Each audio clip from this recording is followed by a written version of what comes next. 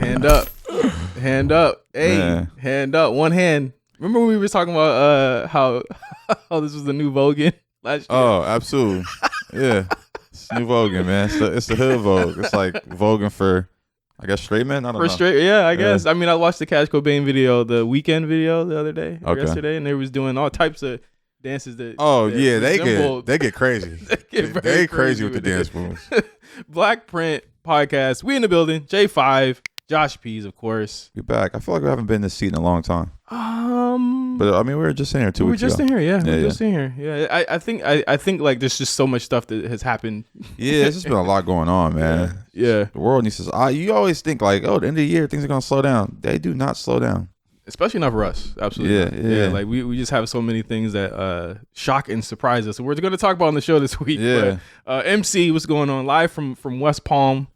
Doing well, guys. I'm embracing my old age today. You see this gray hair? It's somewhere in here. All right. It's like right in here somewhere. Oh man. You've been talking about this gray hair since I seen you 2 weeks ago. Yeah, I got like. I'm hype. I don't see you're hype. You're hype? Yeah. Oh, okay.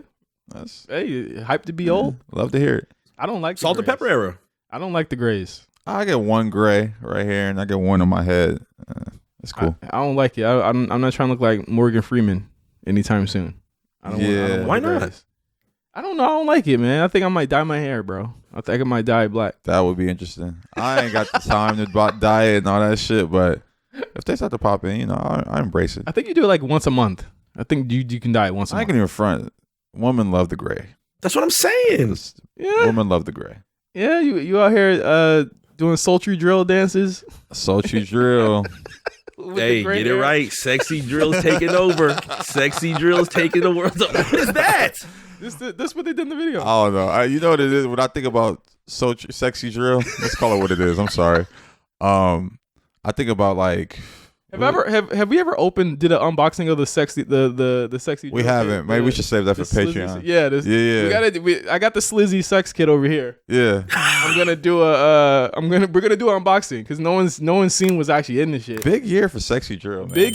Big year for sex. Absolutely making the list. Yeah. Yeah. Sex always makes the list, but sexy drill for sure. For sure. Man. Oh, when I think about sexy drill and like the dance moves, I think about fucking the stripper dance. Did that ever permeate other places? No. What is the stripper dance? It was like an early or like a late 1990s, early 2000s. Pretty Ricky in the club or in like the party because you weren't going to clubs at that point, and just like it was like dancing like a stripper, like men. You've seen the videos of the guys humping the floor. The ottoman. The couch. Peer pressure. Bro, peer pressure. I guess I don't know if it was an LA thing or not. They used to call it the stripper dance. Yeah, and if people don't remember this or even have known about it, this video is still on YouTube, by the way.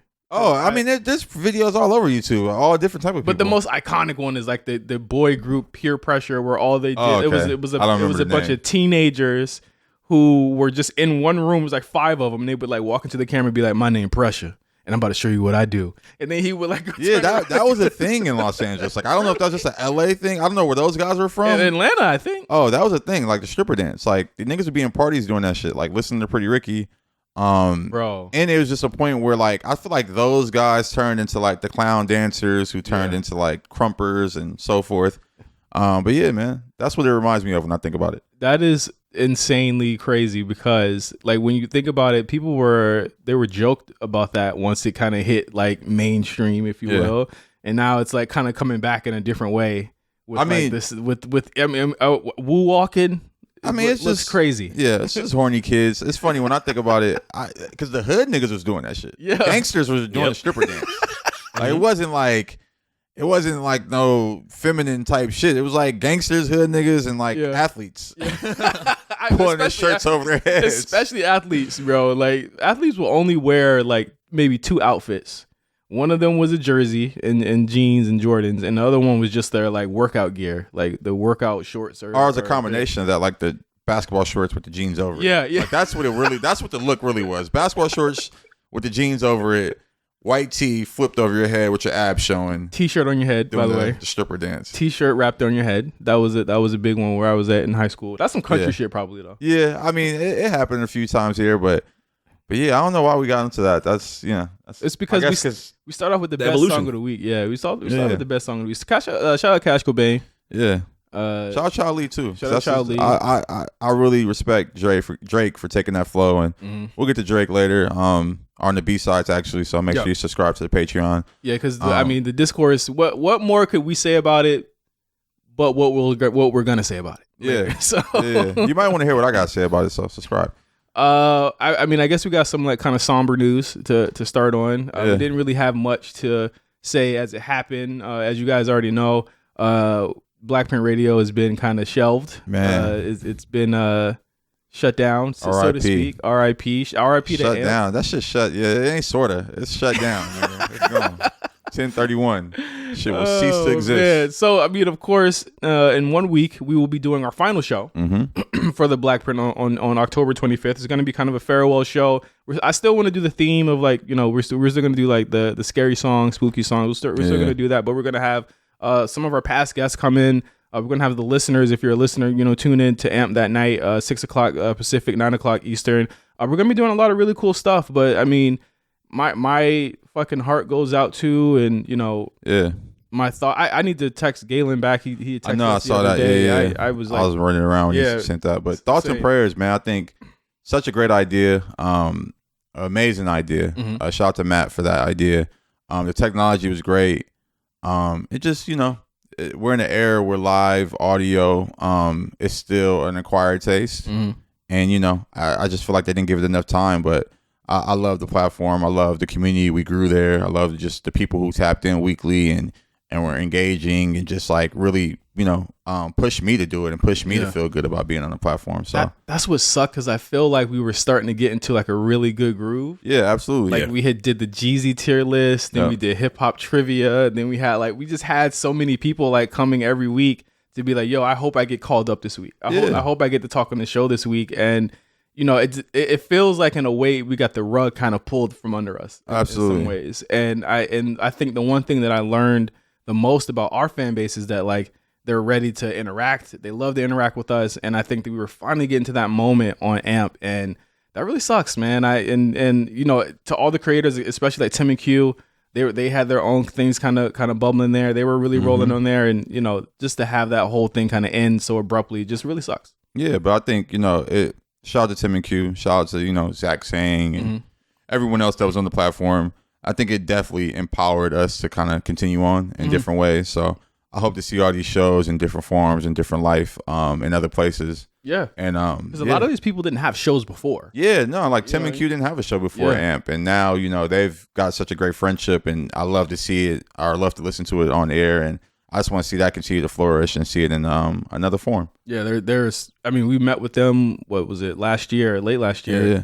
They were super excited, and again, like they went all in on it, and it's going to be cool to see what they do next. But I know people have been asking us what's next, and I think that what's next is really trying to interact with you guys more.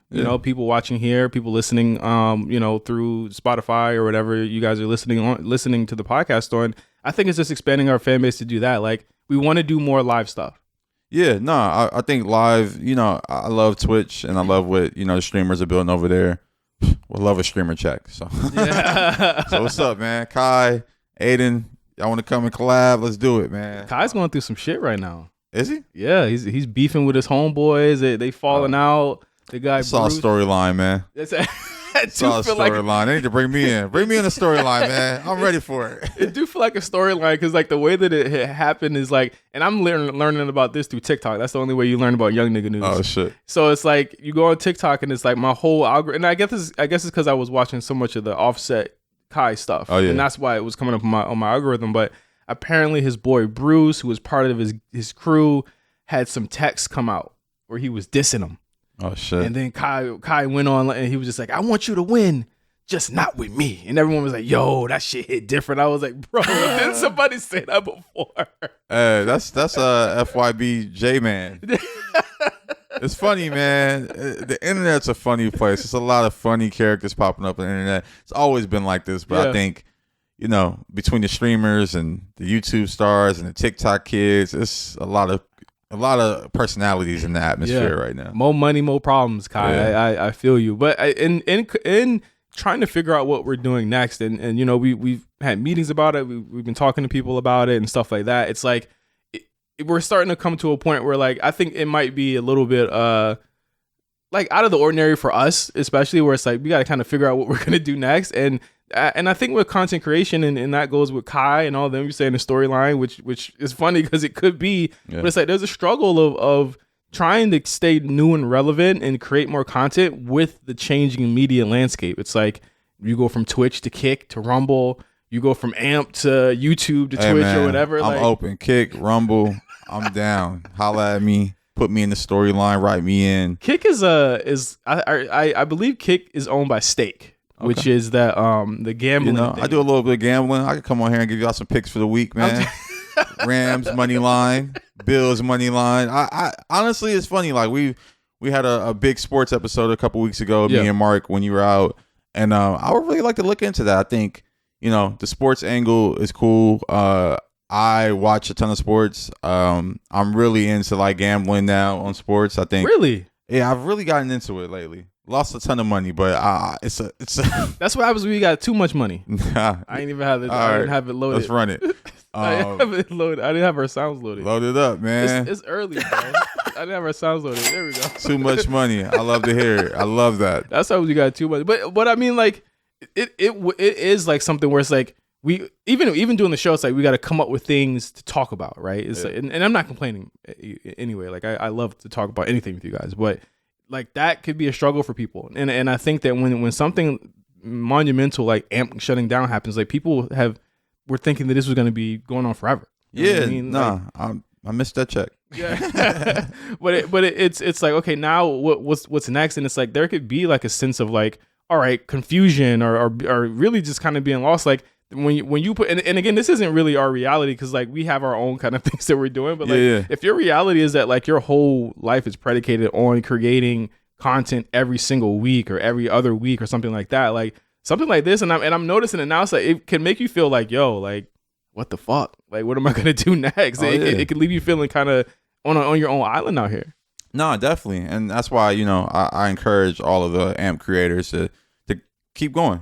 Yeah. Figure it out. Figure out where your space is. YouTube, Patreon, TikTok, IG. You know, just stay consistent. That's always the name of the game, the key to the game. And you know, I kind of want to keep hearing from you guys. I don't want to just see it go by the wayside. I will say I did love the fact that we could play music, and that aspect is gone. Hopefully someone sees this amazing idea and picks it up. Hopefully someone revives AMP. You know, it's never forever, I always say. I hope not. I hope it's not forever. Like, and this is coming from someone who's been fired from many jobs, by the way. But like, I was kind of happy on my own, like the way that I kind of handled the news, because I usually something like that I would probably be freaking the fuck out. Yeah, nah, it's funny. I took it in stride. I take things like this in stride. I think that's just my demeanor for a lot of these big changes and moments in life. You know, like I said, it's never forever. And for me, selfishly, I just wanted my Wednesdays back. I really I need a little more free time, just to think. Yeah. And, you know, I think I've already thought of something to fill that time. Like, I've been back reading a lot. Yeah. I have a few books that I need to get through. Shout out to Rich Paul. I'm wearing a sweatsuit right now. I just got his book last week. So yeah, I heard it was good. I heard that book's really good. I haven't started it yet, but I'm excited to dig into it. I've been reading the Jeezy book, which is really good. Yeah. Also, I think we talked about this on the show when people were like Jeezy in the Subway sandwiches. Oh yeah. He wasn't lying. There was actually a $2 Subway sandwich. Shout out to Young Jeezy. Jeezy's gotten us a lot of like visibility this year. Shout out to man. We didn't even shout Jeezy out. He reposted one of our BlkPrint episodes. He reposted Throwblacks. Yeah, Throwblacks. Yeah. And I know it ain't nobody controlling his damn account. I could tell that's Jeezy. No, that was Jeezy, man. Hey, salute, man. Snowman, one of my favorite rappers. Honored to be in your presence, get a photo. Took a request from me for his concert. Always gonna be an important moment in my life. Next time, pass him the file for Throwblacks so he can hear Mark's rankings. Oh man, he might take his post back. Yeah. Why? He loves it. He loves inspiration like I do. I know he does. He doesn't. But yeah, I've already decided that filling that time, I'm going to be reading more. But I do miss AMP. I miss the community. And, shout out to everybody over there. Galen, Kelton, Matt, Brian, Christine. Great team, man. Looking forward to what all you guys do next. Yeah, but what's next for BlkPrint? I mean, we got Q4. Like we're still rolling. Yeah. You know what I mean? We're still rolling on this podcast. We're still rolling on Patreon. Obviously, Throwblacks is coming. We're going to talk a little bit more about our Throwblack schedule for the upcoming months on B-Sides today. But the next one is going to be Most Unknowns, 3-6 Mafia. Yeah, excited for that one, man. Spooky. Halloween, perfect for the timing. This album isn't so much scary as it is like very much like braggadocious in a way that they've never been. And I think 3-6 Mafia in general is scary. Yeah, just looking at a photo of them all together, scary ensemble. Man. But nah, I'm excited for this one. I feel like we're always timely with ours. Yes, I just looked up the 25th anniversary of Dookie, Green Day's first album, is this year. Yeah, and that was just amazing to see. I saw a billboard for it. I was like, oh shit, Throwblacks.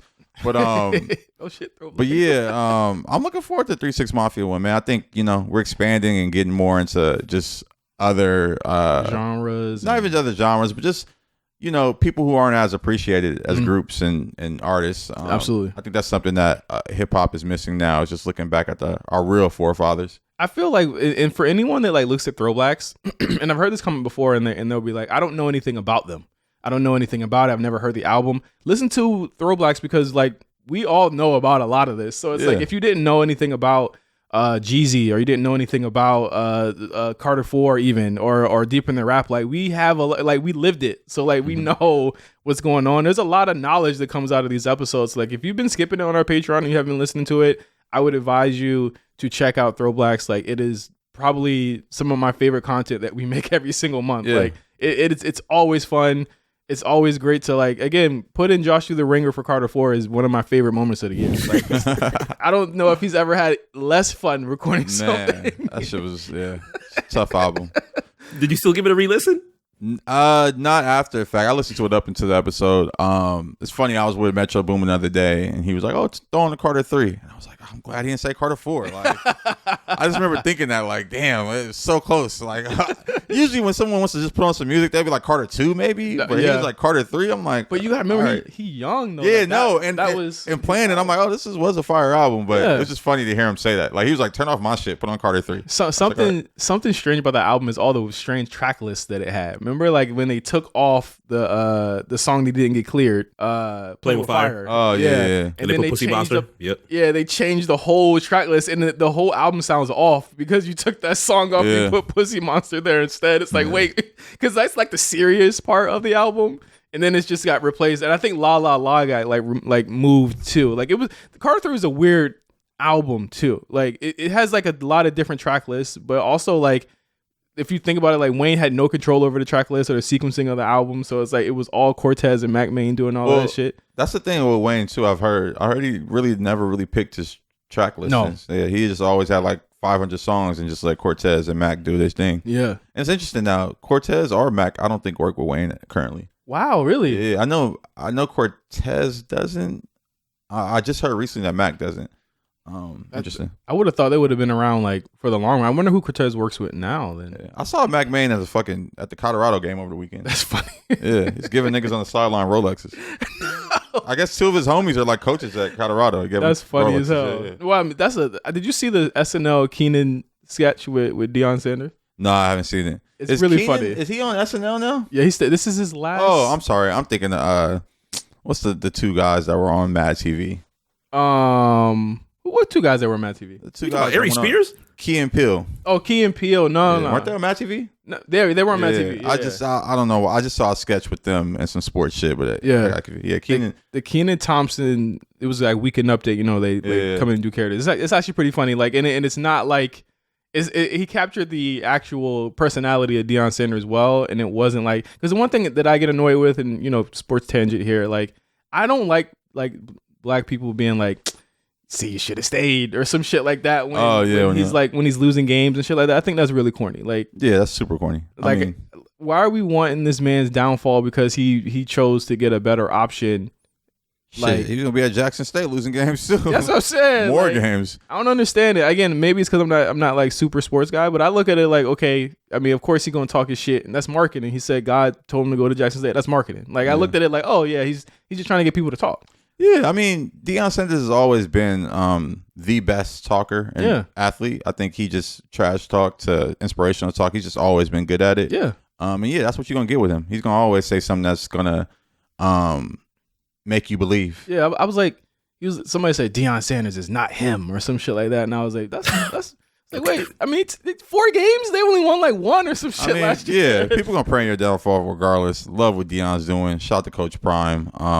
You need a new defensive coordinator, brother. Yeah, that last loss I heard was terrible. Yeah, they were up at like 29-0 at the halftime and then came back and lost like 49-43 or some shit. Ouch. Yeah. Hey, he's still gonna get his money. Yeah, they're definitely calling him back next season. Like, I mean, he's getting fired. The city of Boulder's made so much money and halfway through the season that they're like, they're thankful for these losses. Exactly, like, we don't give a fuck. They said we'll care about these black people walking around our city now. Yeah, it's cool. Hey man, remember who was first? I was always a Boulder fan. I'll be out there soon. Remember who was first? Yeah, bro, I love Boulder, Colorado. I went there in like 2012. Yeah, and I loved it. Fell in love with the city. It's cold out there, man. Yeah, I've always told myself that I want to open up a streetwear store there, like by campus. I will eventually. That's one of my goals. That's an interesting place to do it because it's like if you corner that one market, you're like the first person there. You're like the only person there. Yeah. All the money, you get so much fucking. No, I mean it's kids in every year, disposable income. Yeah. A good ratio of like kids with money. Yeah. There. Yeah. And then you're not that far from Denver, which is about 30 to 45 minutes. So you're going to get those athletes and those city kids coming in. I definitely thought this out. I want to open up a store there. Hey, you got it. Yeah. B&D to that one. We got to talk about this Jada Pinkett stuff. Man. While it's still kind of timely. Do we? Yeah. I mean, we kind of have to. Yeah, because she's crazy. We talked about the slap. We talked about all types of things with Chris Rock and Will Smith, and Jada Pinkett has a book coming out. Yep, I saw that. And she's doing a press tour, obviously. Was Red Table Talk canceled, or is it? Facebook canceled it. Yeah, because they were like, we can't do this shit no more. Yep. So now she's bringing the Red Table Talk everywhere. It's actually interesting that it was canceled because I feel like it did good numbers. I think it did too. I just think that the cost was probably really, really high to retain the staff and all that other stuff. Like it might have been high. My thing with that show is, I mean, it wasn't super high production level, but I hate when like you have these stars and it's like you cost a lot to do this show. Yeah, that's a great idea. I think with just that, and I think there's a space for black folks to get in their feelings and be on camera and talk about those things. And I think if she was really about the idea, she would have kept it going herself and just bankrolled it herself. You feel like put it on YouTube. You feel like it was like about the check at that point? Or yeah, I mean, absolutely. I mean, when you seen some of the later guests and like the Will episode and the crying and shit like that, it's absolutely about the check.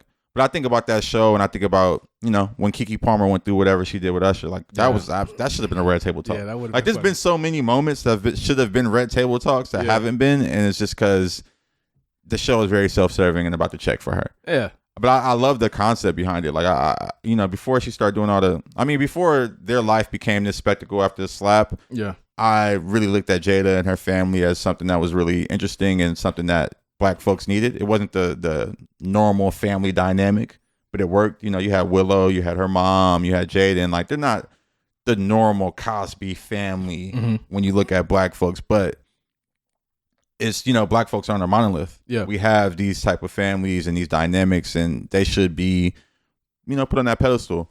But I feel like since the slap, that shit's just unraveled, and you've been like, oh shit, this shit is not something we should look to. Before the slap, entanglements. Yeah. That's what I'm saying. The entanglements, it was a lot of things that happened. You're like, I don't know if y'all should be looked up to. And it's interesting you say that, because now she's come out, and there's been so many things that she said, all right? Yeah. But I think like the one of the biggest statements that she made was that that she and Will had been separated since 2016. And I think it was interesting that you say that this was kind of like the picture of black love. I think that's what everyone keeps saying. Like people keep saying, you made us think that, et cetera, et cetera, et cetera. To which I say like, okay, we probably shouldn't be kind of like putting all of our chips in this basket because everybody has problems. Every marriage has issues. Yeah. Every relationship has issues. Which isn't, and that even to that point, it's like we should see those things and see that play out. But she just kept twisting the knife. I'm like, damn, bitch. Like marriage is hard. Okay, being married and being famous, I couldn't imagine it. All right, like that's probably even harder because everything you do is put under scrutiny. My issue with them is that they're putting themselves under the scrutiny. Like they're actually putting themselves in the spotlight. And for her to say, let's just think about it. She said that they haven't been together since 2016. That was like literally 7 years ago. And since then, we've got entanglements. We've got the slap. We've got all the little things in between, like the weird comments about Tupac. We're thinking that they're still together, that they're all together. Yeah. They ended the Red Table Talk with him on there saying, "We ride together, we die together. Bad marriage for life." They were not together. Is that what he said? Bad marriage for life? Yes, at the end of that. And they dapped up at the end. That honestly sounds like some shit Vin Diesel was saying, like a Fast and Furious. Well, he flipped the Bad Boys line. Oh, yeah, that's what it was. He flipped the Bad Boys line, and then he said bad marriage for life. But it was like, it starts to put things into perspective. I missed the full thing. I didn't get this until now. That's tough. Damn, Will. I mean, I've heard Will be out here doing this thing. I just seen a picture of him and like some chick in like Egypt, like kissing the statues. No, wait, what? Kissing the statue or each other? No, like they did the picture where they like posing like with the Sphinx. Oh, okay, they're like both kissing both ends of it. Yeah, I'm like, Will Smith got a little Gumar, he travels the world with. I ain't mad at it. This is my thing though. What does she gain from all of this other than the general annoyance of everyone? Because I don't think this is just being real. I think it's just like at some point it's just like we don't need to hear about none of it. That's just attention, man. One thing that we have to understand that celebrities are, they love attention. Yes, and especially celebrities that aren't really celebrities. Like when you look at Jada Pinkett, like you ain't really popping. Like what's the last movie you really been in? Like what was it? Was it Girls Trip? Yeah, it might, but it's like even that. It's like you ain't on Will level. You ain't doing like no. Yeah, so it's like I think celebrities are starved for attention. I don't even think Will is on Will's level. Let's be real. I mean, no, I mean, shit. When he did the slap, he won an Oscar right after. He did the Slave movie right after that. And then you didn't like the Slave movie. I didn't like the Slave movie, but I watched it. So I'm like, damn. And it was. I mean, I'm pretty sure it made his money. And Will's Will. I think his shit slowed down a little bit because of the slap. Because of the slap. Yeah. But Will still will. But yeah, Jada's just out here just wilding, man. We got to go further though. We got to go to the slap. All right. Yeah. We got to go to the slap. She says that she sees the slap, and then she hears Will. She hears Will say, "Don't talk shit about my wife." He said, "What did he say? Keep my wife's name out your mouth." Yeah. Then she says, "Damn, I'm not your wife." She crazy for that one. Also, the slap is even more justified. I didn't know that Chris Rock tried to holler at Jada. But that's the thing. Here's the thing, though, bro. They were already separated. I know, but still, Will probably knew. Too. She probably told him, like, Chris tried to get at me at one point. Like, he just had that in the back of his mind. So then when we cracking jokes, she's like, you cracking jokes on my wife, and you tried to holler, I'm definitely about to slap you. Like, I got all the ammo I need. Like, nah. No, he should have gotten a mic. Like, I would have gotten a mic and said some shit. Like, did you just try to holler at her? Like, I would have. Yeah. Oh my god. Cut a promo on his ass. But that's the thing. It's like her reaction to the slap is just like she's basically carrying it like she was just like, I don't know why he did that. Like it's like crazy. Side note, it's so interesting about the slap. Like, I feel like black folks just refer to it as like the slap. It's like. Even the slap, it was a slap, but it wasn't like a hard slap. Like he wasn't. I mean, he slapped his ass, but he wasn't bleeding. It wasn't like he shocked his ass. Yeah, wow. he like shocked him more than he like hurt him. But like if you talk to other people about the slap, they call that shit assault. Like he assault and battery. Like I was watching like a video. And they're like, yeah, after he assaulted Chris Rock at the Oscars, I'm like, he assaulted him? Because to us, assault is like. Yeah, I'm like, assault is like a couple punches. Yeah, a couple punches, a tussle. A slap is like you got bitch slap. Yeah, I mean, he literally got bitch slap. Like, it wasn't like, that's what I'm saying. Like, it was literally like a bitch slap. Like, it wasn't like he assaulted him. Oh my my God. I was watching something last night and it was like, yeah, man, after Will assaulted Chris Rock at the Oscars, it was all downhill. And I was like, assaulted him? That's how crazy celebrities are. And it's like, and you talked about attention grabbing. Like you see it during the strike now. You see it during like world events that happen. Like celebrities have to put themselves out there in some way, shape, or form so that you take the attention off of whatever it is and put it on them. And I think like the slap was like one of their moments. Like Judd Apatow, the director, knocked up was think about the children or some shit like that. He could have killed them up there. What kids are watching the Oscars? Amy Schumer, fucking, oh my God, I can't believe this happened. Zoe Kravitz. Apparently we could slap people now or some shit. It's just like, He ain't the first thing to get slapped. He ain't the last. Like that, like as if the Oscars are some like prestigious, like, you know, event. I think a lot of people look at like and again this is slap talk again, but it's like they look at like him getting banned from it, like whatever, like show up to the Source Awards or some shit like that. Like come to our awards, Will. You can still come to the BET Hip Hop Awards. I mean, is he still banned? He's still banned. Yeah, he'll be back. He's banned for like a decade, right? Is it for a decade? I don't think they put a time on it. Oh, yeah, he'll probably be back before the decade's over. All he needs is one hot one. Because if he gets nominated again, they gotta invite the nigga. Like, if he does, I mean, they probably won't nominate him because he just needs to. We ain't ready for the redemption story yet. Yeah, let's let the strikes pass. And things happen. We gotta let Jada burn out because now she keeps talking about Tupac. Yeah, didn't she say he had what's the shit she got? Alopecia. Tupac had alopecia is crazy. Is that why he had the bald head? She said a lot of people don't know this, but he had alopecia, and I loved his bald head or some shit. I was like, bro, man. I cannot believe it's like cringy, bro. Her time is crazy. She did this after like a Feeny pass, so it's like a Feeny can't come back and be like, my son didn't have that shit. Like, it's a lot of little like she's funny with her timing. She said that he wanted to be engaged to marry her. Like she said they didn't have chemistry though. I'm like, you're weird. Like, where are the outlaws at? I need the outlaws to refute some of these facts that she's throwing out there. But it's like, is she going through something? Like, is there something we're not seeing on the surface? Like, yeah, she's going through something. She's going through attention. She know what gets her attention. On his birthday last year, she posted the video of them rapping. Tupac. They're rapping Will Smith. Yeah, Tupac and her were rapping Will Smith, and I like. As a husband, or that was like a jab. That was a jab for sure. Super jab. What would you do in that situation, Josh? If you saw that, you go on Instagram, you're like, "Damn, I wonder who told me." I mean, was that his first time seeing that? What if it? Wait, was that on Will's birthday or Tupac's birthday? It was on Will's birthday, wasn't it? No, I think that was on Tupac's birthday because Tupac. Oh yeah, it just passed. It just passed. So like, it was on Tupac's birthday. You know, Will sees everything. Will is very online. I think Will already knew what it was. Like he probably like Tupac birthday coming up. Let me stay offline for like 48 hours. I think that's his thing. Like, all right, I know what it is already. The way the algorithm works, that shit's still gonna pop up. On Thursday. Man, Jada's crazy, man. I'm like, how you been holding on to this footage that long? But what other footage you got? And where was it? How did you convert it to MP4? Oh, you know she digitized that shit a long time ago. Yo, in that Walgreens, what? You know, when Jada dies, it's gonna be a whole new vault of Tupac shit unleashed. Bro, got songs and poems. Bro, I feel like with women, like there's always one that got away. They'll never let go of. Actually, we need to go back to that video and check and see if it's AI. Jada probably got enough money to make an AI Tupac video. Of the one that got away, okay? And I feel like she feels like Tupac is the one that got away. Maybe she do feel like that. That's crazy. Everybody's got that one. The one that got away is Tupac, but you married to Will Smith. That's a crazy roster, low key. Yeah, like. And then yo affair was August Alsina. It's crazy. Who was he? He's not blind. That was Houston. Blind to one eye. He stabbed himself. Remember him? Oh yeah, I do remember. I like that. Damn, that song was big in LA. Nate Dogg was on it. No, he was from. He might have been from Houston. He might have been from Houston. Yeah. Houston. That song turns 20 next year. Why did he stab himself in the eye again? It was like some Jesus shit. Yeah, 2004.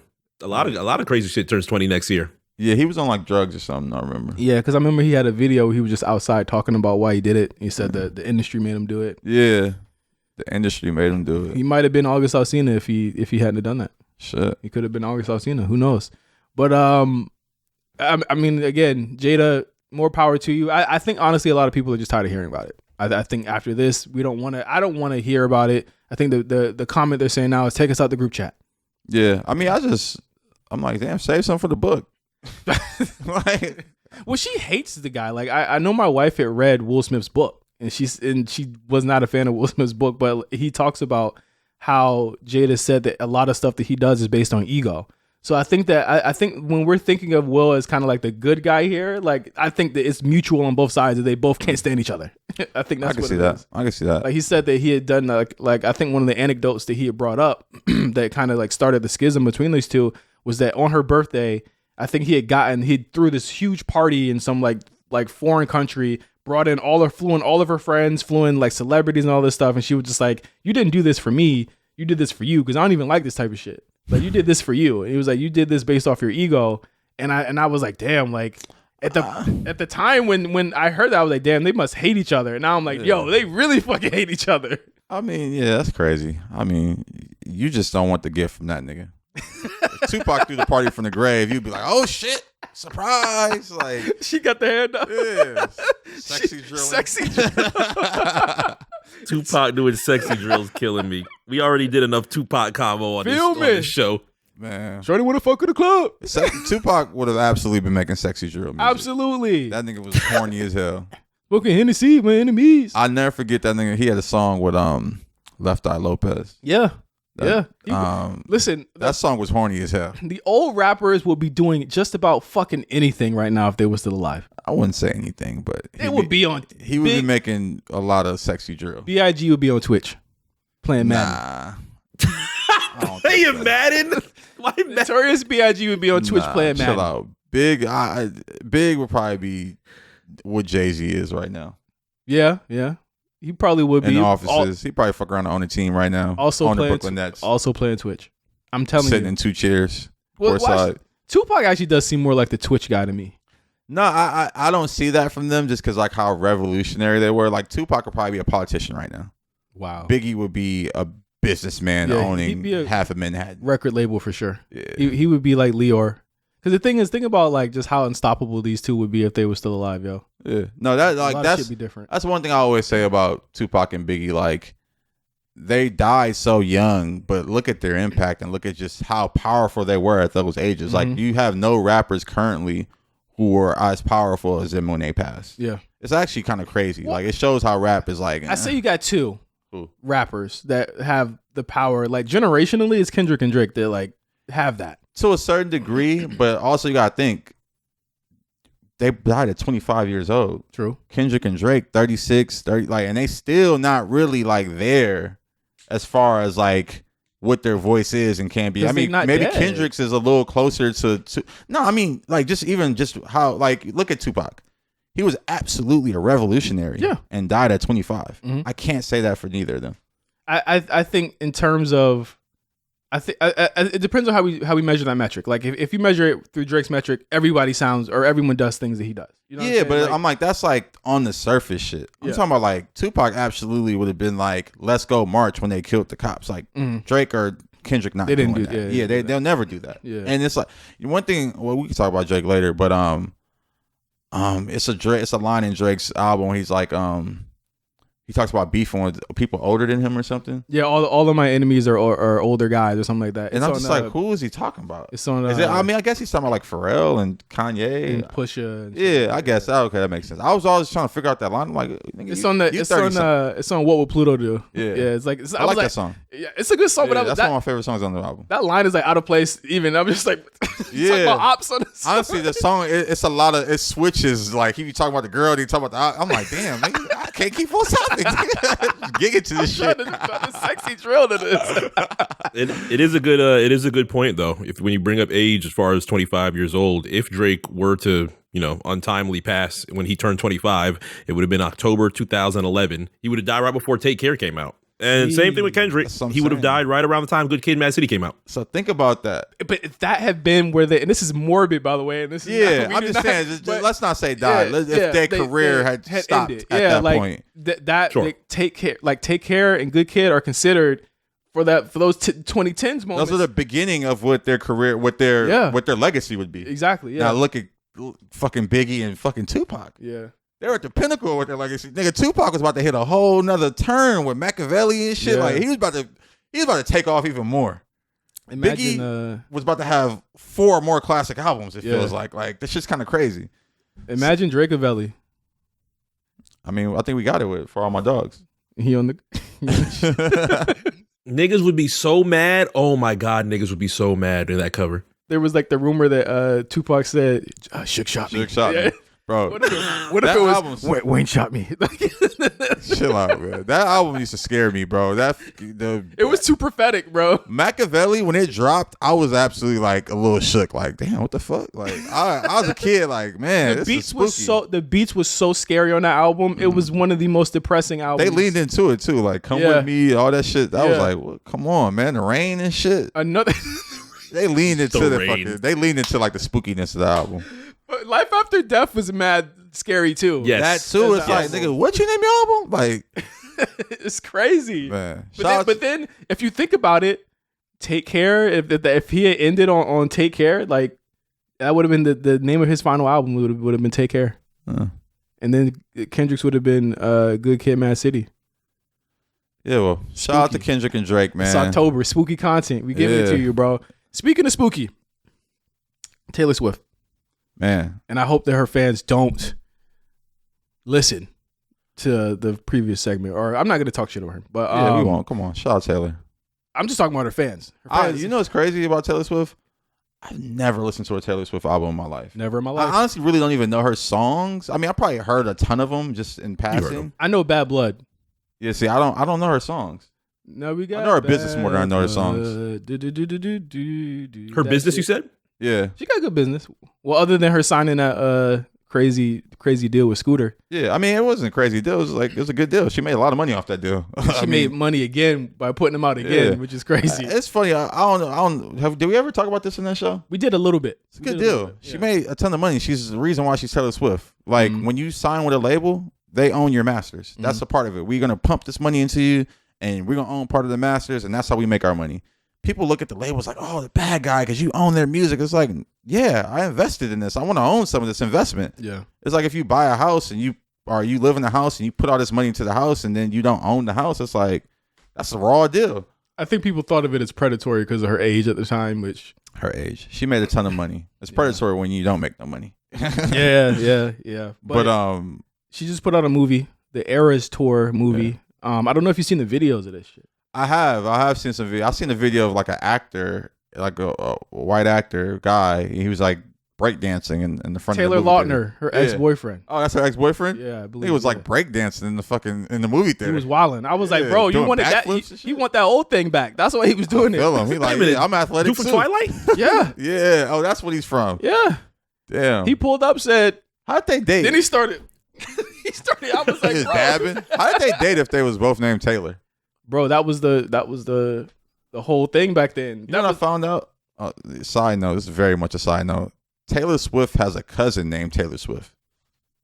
Yeah, I don't know. I ran into somebody the other day and they were telling me that. That's like hits blunt once. And it's just like she literally has a cousin named a cousin named Taylor Swift. So in these videos, you got the girl singing the songs. I feel bad for the niggas watching Oppenheimer next to the theater. Theaters better be soundproof. shit going down and they hearing fucking I don't know what the fucking name of her songs are. I've listened to an Adele album before I listened to a Taylor Swift album, which is crazy. Is that Royal? Is Royals one of her songs? That's Lord. Oh, that's Lord. Yeah. Jesus Christ. You really haven't listened. I mean, I know them when I hear them in like Macy's and shit. And I don't really know them. I just have heard them in settings like that, Target.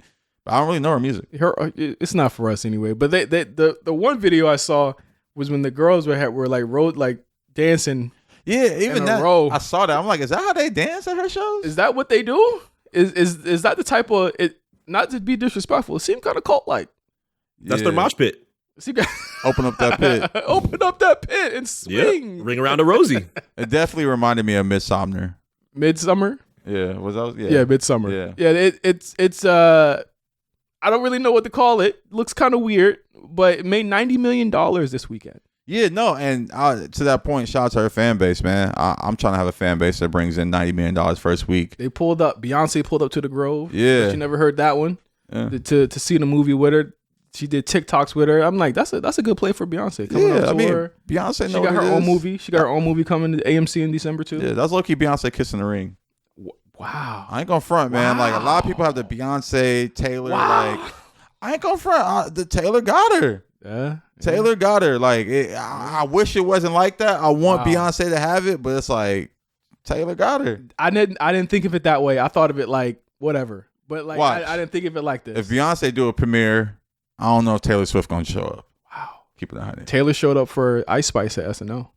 Oh shit, she did. Yeah, that's fire. Introduced her. Hey, but that's Taylor. Like, I need a street cred. Yeah, Taylor been. She been everywhere lately. Yeah, she everywhere. Like, she got a motherfucking another album about to drop. She a new artist. Yeah, like, she was at a bunch of the Chiefs games. Yeah, she had fucking SNL. She's working. I wonder what kind of jet she got.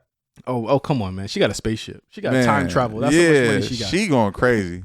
She's out here. I gotta salute her for the 90 million, tied for the best October opening with Joker, which came out a couple years ago. But what I wanted to talk to you guys about is with concert movies, it seems to be a thing that's gonna happen. Yeah. Like, I think that a lot of labels are gonna look at concert movies. I wouldn't be surprised if Travis Scott gets one. Wouldn't be surprised if maybe Drake gets one down the line for this tour he was on just now.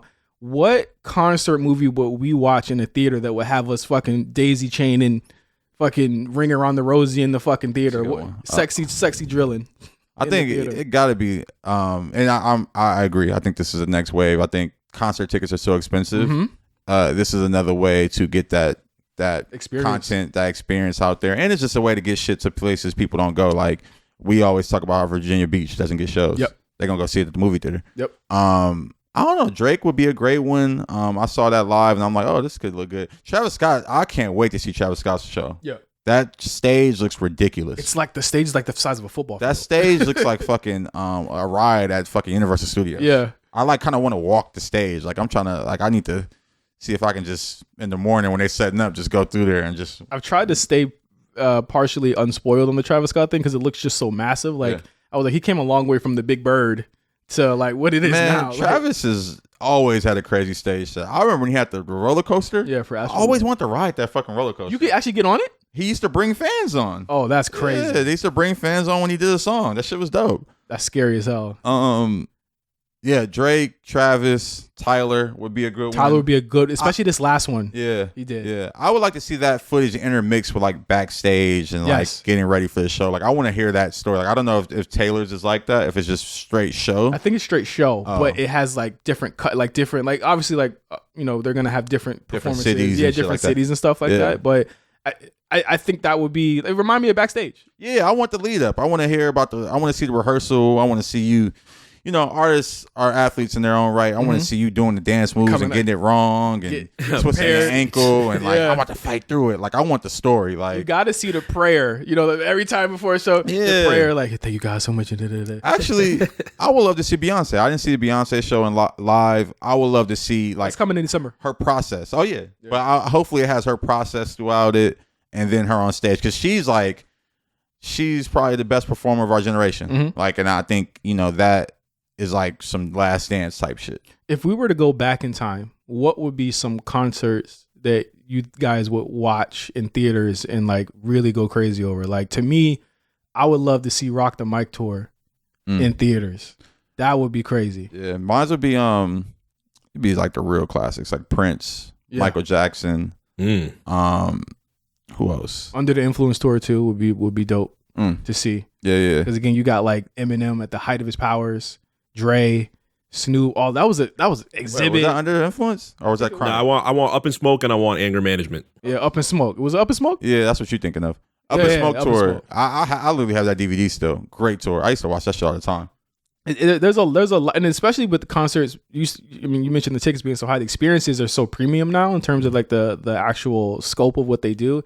I liked what Weeknd did, and actually, now thinking about Weeknd, kind of started it, but it wasn't in the theater. He did it with the After Hours thing on HBO Max, which I thought was fantastic. It will probably end up being in one of my favorite things I watched this year. Okay, because it was actually very well put together, and it didn't really, unless I didn't notice, it didn't cut to too many different cities very often, but it was like straight through. Okay, and that was like really, really dope. And again, like if you never heard the guy live, like I was like in shock. It sounded like the album. Oh no, Weeknd really liked that. His voice is really, no auto-tune, just go out there and sing. I've always appreciated that about him. But hearing like some of our favorite songs on like them fucking Dolby speakers and shit like that would be fucking dope. Like I couldn't imagine I know them Taylor Swift fans, they fucking getting their ears blown out from the way them shits are sounding. Yeah. We need to hear like some real, like if they did do It's All a Blur or Kendrick's fucking, and again, he did it on Amazon. The Kendrick tour, yeah, like he did that on streaming. Like now it seems like the best way to do it is through this. And I wonder what the next artist that's going to get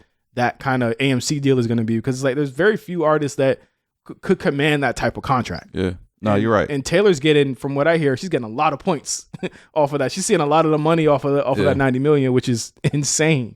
Yeah, no, I mean, I can't wait for the music industry to figure out how to make more money from that. They're like, oh, that's too much in the artist's hands right now. We can't just be paying licensing fees. Because again, like you're gonna see them like 90 million. You're putting it up against like some superhero movies that come out, some like big budget movies that come out, and this movie probably didn't cost more than $15 million to make. Just off of just cutting the footage together and shit like that. The access probably costs a lot, but it probably didn't cost that entirely too much to actually do this. Yeah, I'll be curious to see the financials behind it. And when it's all said and done, I'll be curious to see how much money it made. I just like it because it's opening up a new revenue stream for artists. I think artists have, they are making less money from the music. Yeah. And they just need to figure out ways around it, from the merch to the rights and all this other stuff. So excited. You know, just as someone who works on the business side of music, it's always dope to see, you know, another revenue stream open up. Yeah. Yeah. I kind of want to see the Beyonce thing. I'll definitely see Beyonce just because I haven't seen the actual show live. The tickets sell out? I think the tickets might have sold out for like that first couple of days, but I'll see it eventually. I got AMC A-list. Me too. Yeah, I'll see that shit eventually. I can see whatever, baby. Yeah, man. Speaking of movies, before we get out of here, you know, I gotta hit you guys with another one, bro. What you got for us? Another Halloween hypothetical. Oh, what we got, man? Y'all ready? So I saw the new Exorcist movie. Okay. A couple weeks ago. I saw the preview for that, and I was like, I don't know if I want to see this. It's not the worst thing I've ever seen, but it's also not a good movie. Okay. So it's pretty much, it's fine. I label it as fine. So I was wondering, right, if y'all was in some type of Exorcist situation, are you just gonna kill the kid, or are you just gonna, like, you know what I'm saying, try and do the exorcism? Oh man, because that's like, exorcism is some real shit. Like, you see your kid head turning backwards, like that. He's spitting out green shit, saying, "I'm gonna fuck your mom." My thing is, if you kill the kid might haunt you. The demon kid. Yeah, so I've always been like, I don't want to just kill you and then I still got to deal with you. Then I got to figure out another way to kill your spirit. But my thing is this, after the exorcism, could you ever look at that kid the same? Because I done seen you say some wild shit. You've been like, have you ever seen the original Exorcist? Yeah. Where she's stabbing herself with with the cross. My thing is, like, is the kid the same? Do you ain't got no wounds from spinning your neck all around and shit? Yeah. What's going on with your neck? Is the skin stretched out? Like, I would never be the same. Like, I won't say kill the kid, but like maybe send him off somewhere. Like, you can't live with me no more. Like, I'll definitely send the kid off. Like, I don't know if I could really vibe with the motherfucker anymore after that. Like, the vibes would be off.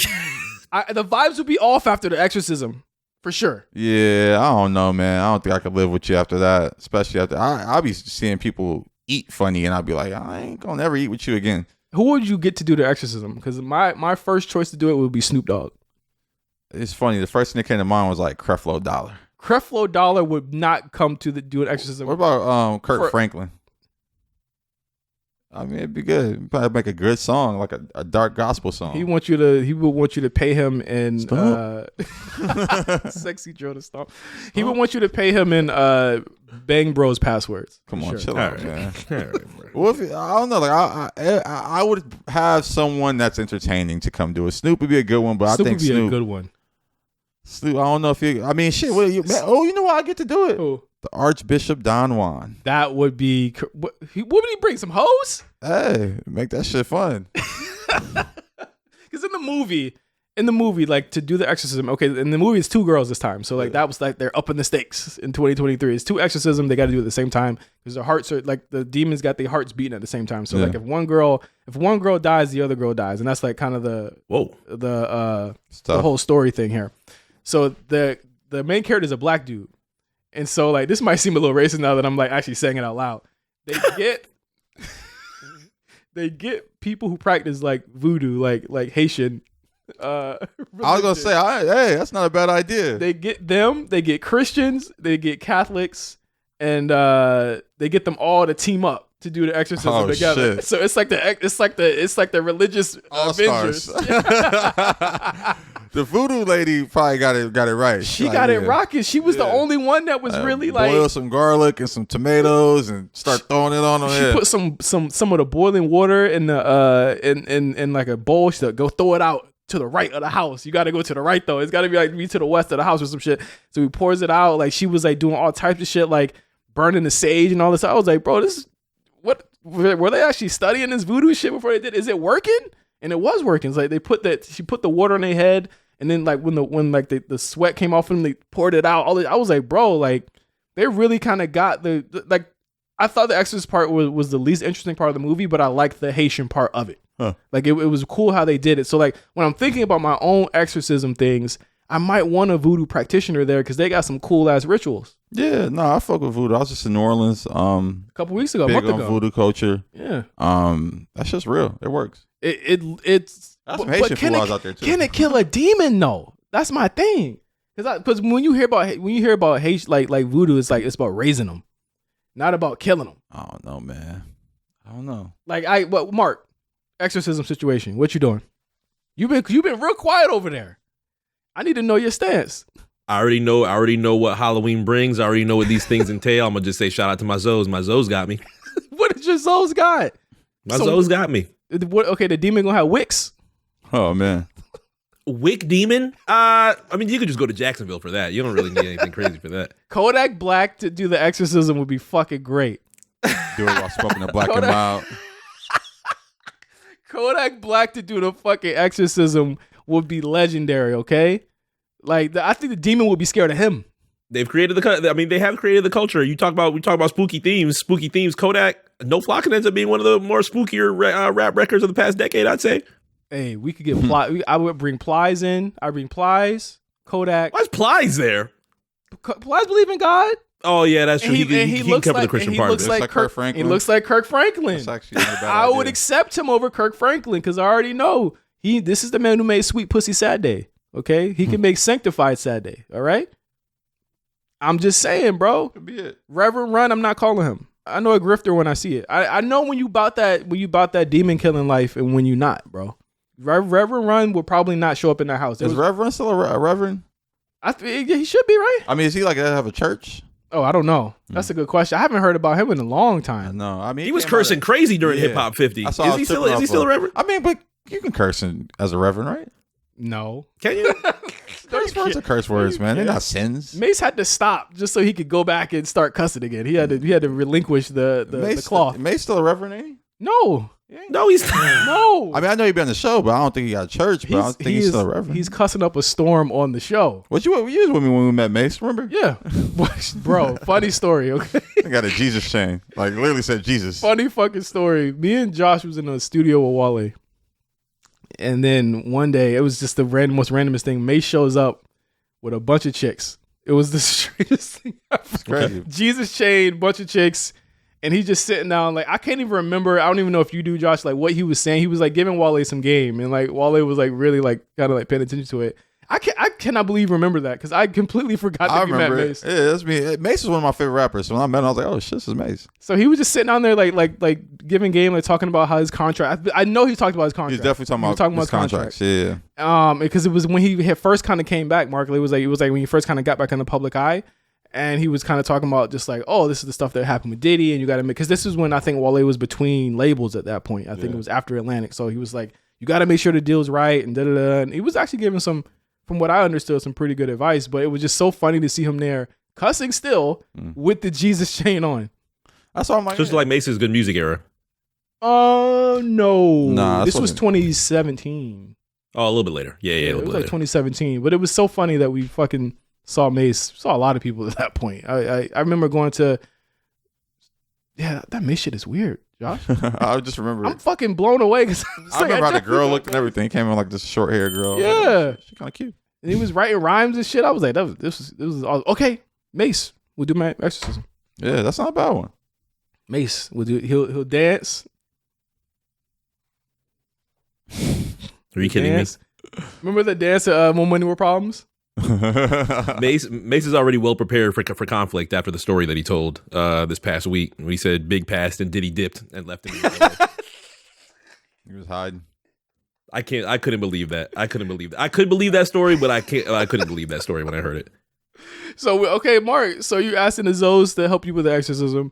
Josh, yes. You said Creflo Dollar. I'm telling you, Creflo is gonna be in the Escalade. Like, yo, y'all handle that shit. I'm not doing that shit. Or Don Juan, bring some hoes. Don Juan would definitely walk in just to see what was going on. But I think afterwards, me and that kid's relationship is done. We can't vibe no more. We're done. I can't do it. But I got one more good Halloween hypothetical. But I'm gonna wait till next episode to do that. Okay. I thank you guys for walking with me along with these crazy ideas. If you listen to the show, what's your premier exorcist lineup? Give me your top 5, your starting 5 exorcists. Oh man. Speaking of which, have we got any closer on our Halloween episode of the BlkPrint?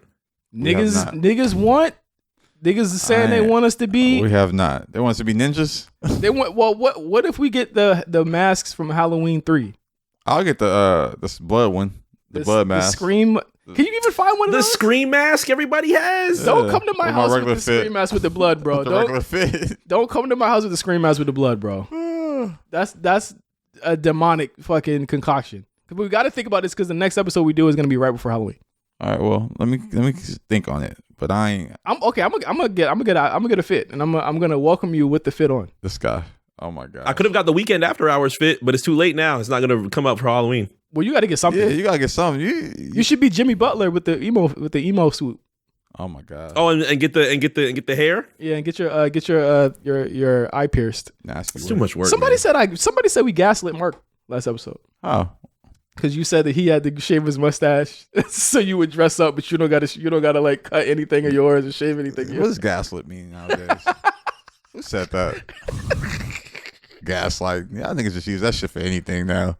I'ma shout out Tim though. Tim said, "How y'all gonna tell Mark cut off his beard?" That's what we said it. To be belly, and 5 is gonna be Sub-Zero with dreads. That's what he said. Like, I said I could be Cyrax from the game. I would be Cyrax then. Fuck it. He got dreads. Oh no, man! I got to think on this some more. Maybe I'll just be Larry David. I got the mask. I mean, you could be Larry David, literally. Yeah. Let me think on this some more. But dressing up is just. Maybe I'll be Rich Paul. You look like him today.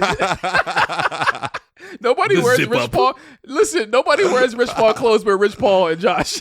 That's the only 2 niggas that wear Rich Paul clothing. It's Rich Paul and Josh. Hey man, shout out to Rich Paul, man. That's it, bro. That is it. But listen, we'll talk to you guys in a week for our final episode of BlkPrint Radio. We're gonna get the B-sides really quick. We're gonna talk Drake. We're gonna talk about all of the discourse surrounding that album and the sexy drill of it all. We also have the episode of Throwblacks. We're recording that next week, so it's going to be out right before Halloween. 3-6 Mafia, Most Known Unknowns. Make sure you go check that album out. Go stream it. Be ready because we will have questions and quizzes for you guys when it comes out. And yeah, thank you guys for listening to BlkPrint. For Josh and MC, I'm J5. We'll see you guys in a week. Make sure you check out. BlkPrint Radio, last episode. BlkPrint Radio, last episode. Make sure you check it out. I want to have 1,000 listeners so that they won't shut the app down. Oh man, it ain't enough.